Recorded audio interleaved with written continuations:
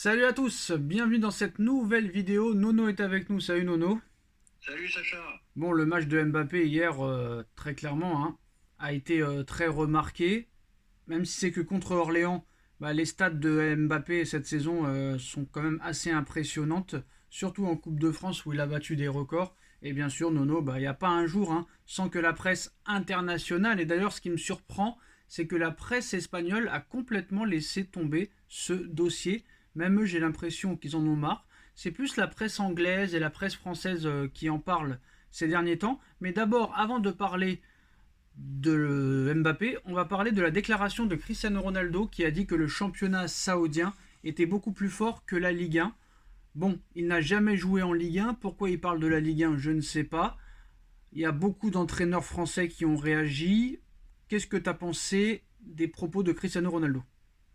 Ah bah écoute, faut pas sortir de Saint-Cyr. Tout le monde a compris pourquoi il dit ça. C'est par rapport tout simplement à Lionel Messi. Voilà, c'est ça. Les égaux, toujours cette concurrence avec Messi. Bon, bah moi tu connais mon avis. Pour moi, Messi était au-dessus. Lui, il se voit le meilleur de tous les temps. Mais de dire de là à dire que la Ligue 1 est plus faible que le niveau de l'Arabie Saoudite, là je suis pas d'accord du tout. Voilà. Alors Nono, d'accord, mais moi je voudrais qu'on m'explique, enfin que tu m'expliques le rapport entre le championnat saoudien est plus fort que la Ligue 1 et Messi. Je n'ai pas compris. Je vais te le dire le rapport, je vais te le dire, ça veut dire quoi? Moi, je joue dans un championnat qui est plus difficile que celui Oui, mais Messi ne joue que pas en Messi Ligue 1. est allé. Messi ne joue pas Voilà. en, Messi ne joue pas en Ligue 1. Non, mais il jouait en Ligue 1 il y a encore la saison dernière. Voilà. Et puis je vais te dire, n'oublie pas que quand même la Fédération française a fait un communiqué en mettant Messi, une déclaration de Messi qui disait que la Ligue 1 était très difficile. Donc ils l'ont mal pris aussi. Voilà, donc Eric Roy a recadré CR7 sur le niveau de la Ligue 1. Donc voilà, Cristiano Ronaldo qui dit que la Saudi Pro League est plus compétitive que la Ligue 1. Donc tu n'es pas d'accord avec lui. Ah, pas du tout, elle est tellement compétitive qu'ils veulent tous se barrer. Ça aussi, il faudra qu'ils m'expliquent. En tout cas, c'est sûr et certain que ça continuera à faire parler et qu'il y aura des réactions. Après, il n'y a pas eu non plus, Nono, beaucoup de réactions, hein. Il n'y a pas eu non plus exceptionnellement.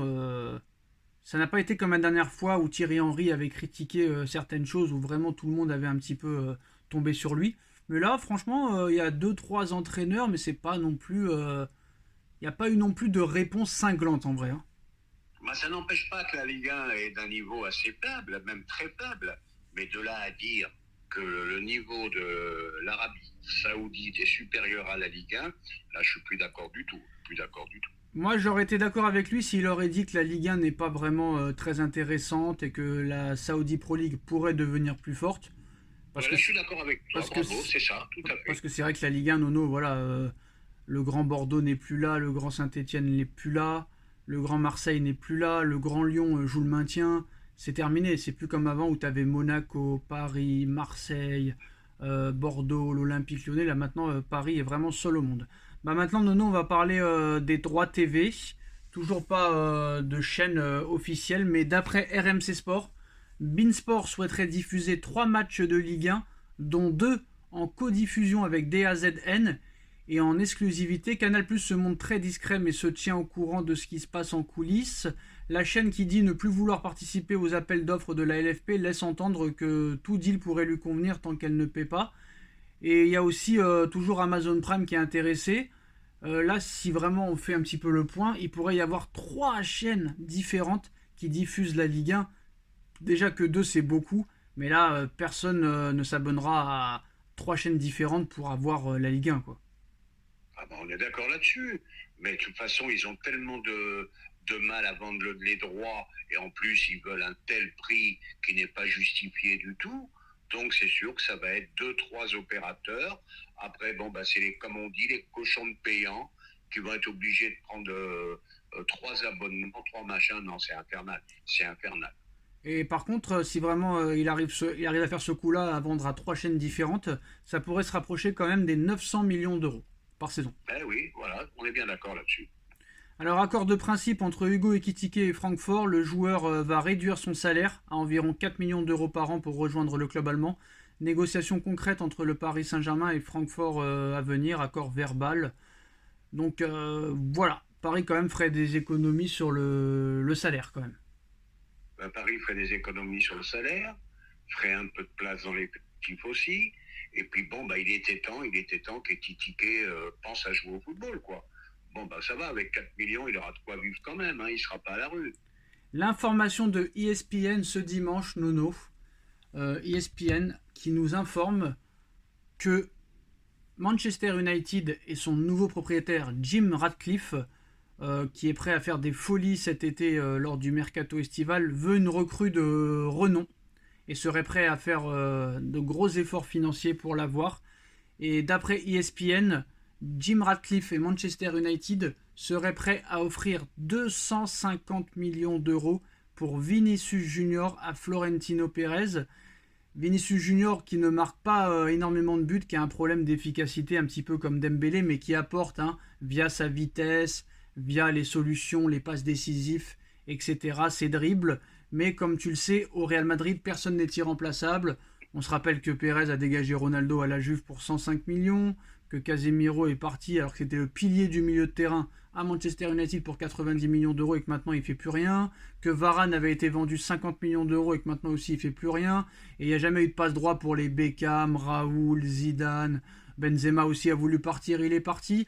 Donc même si monsieur Vinicius vient de prolonger jusqu'en 2027 et qu'il a une clause libératoire à 1 milliard d'euros, rien n'empêche Pérez de le vendre cet été. Et si Manchester United offre 250 millions d'euros, cela pourrait lui permettre aussi d'attirer peut-être plus facilement Mbappé en faisant une offre salariale plus conséquente que celle de l'heure actuelle, sachant que Paris n'a pas de concurrence à ce niveau-là, parce que Paris est prêt à prolonger Mbappé jusqu'en 2028 avec un salaire de 100 millions d'euros par saison, ce qui ferait 400 millions d'euros sur 4 ans. Nono, Manchester United qui offre 250 millions d'euros pour Vinicius, sachant que Vinicius en plus de ça joue au poste de prédilection de Kylian Mbappé. Si Vinicius ne s'améliore pas dans les prochains mois et que le Real par exemple échoue en Ligue des Champions ou en championnat, si Manchester arrive avec cette offre-là, est-ce que tu penses que Florentino Pérez est capable de vendre pour ce prix-là Vinicius pour après peut-être se lancer sur Mbappé? Ah bah moi, ça me semble pas irréalisable, hein. N'oublions pas que Jim Ratcliffe, c'est l'un des hommes les plus riches au monde, fortune colossale. Bon, bah 250 millions, ça deviendrait le plus gros transfert. Il dépasserait le transfert de Neymar de quelques millions. Voilà, ça serait le plus gros transfert de tous les temps. Et je pense que Pérez peut tendre l'oreille à ce prix-là. Surtout que ça ferait de la place à Mbappé en plus de ça au niveau du terrain et au niveau salarial. Tout à fait. Après, moi, je pense que même s'il le vend 200 ou 250, Nono, je pense pas que pour autant il fera des folies pour Mbappé. Peut-être qu'il fera une augmentation de salaire et une offre plus conséquente, mais c'est pas pour autant pour moi qu'il fera des folies parce qu'il a vendu une tonne Vinicius. Ah ben c'est un homme très prudent, Pérez. Il sait ce qu'il fait. Il va jamais au-delà de ses capacités financières. Bon, n'oublions pas qu'ils ont refait les travaux du stade sont finis, ça coûte une blinde. Ils ont quand même acheté Bellingham, ils ont quand même des gros salaires, faut quand même faire attention.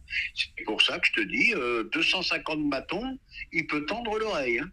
Oui, surtout qu'en plus de ça, c'est vrai que le Santiago Bernabéu a coûté très très très cher, donc ça ferait un peu beaucoup de rentrées d'argent. Donc on verra ce qui se passera dans les prochains mois. Maintenant, on va rentrer dans le dur à partir de février.